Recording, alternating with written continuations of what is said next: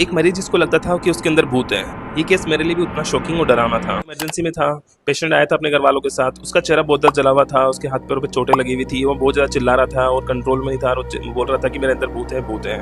तो सबसे शॉकिंग बात ये थी कि उसकी ये हालत बीमारी के बारे में सही जानकारी न होने और बाबाओं से इलाज कराने की वजह से हुई थी। घर वाले क्या हुआ था कि उसको किसी तांत्रिक के पास लेके गए थे, तो वहाँ पर क्या उस तांत्रिक के बाबा ने उसको फिजिकली टॉर्चर किया, उस पर कुछ केमिकल टॉक्सिक केमिकल डाले, जिससे क्या हुआ कि उसकी स्किन, आंखों के नीचे स्किन और जल गई थी।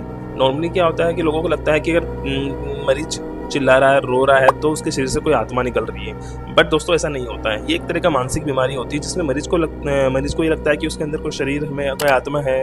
नॉर्मल देसी लैंग्वेज में लोग उसको काचा कलवा भी बोलते हैं। तो ये चीज़ें हैं, तो उस वजह से क्या होता है, वो एबनॉर्मल बिहेव कर रहा होता है और लोगों को लगता है कि शायद उस पर कोई आत्मा का साया है। अगर पिछले 1 साल से वो पेशेंट इस बीमारी से ग्रसित था और उसके घर वालों उसको अलग-अलग जगह दिखा रहे थे, लेकिन डॉक्टर पास नहीं दिखाया। फाइनली वो हमारे पास आए, हम पेशेंट को देखा, उसको एडमिट किया और उसकी कंडीशन में सुधार आया। आपको ये इन्फॉर्मेशन अच्छी लगी तो आप इस रील को अपने दोस्तों के साथ शेयर करें। धन्यवाद।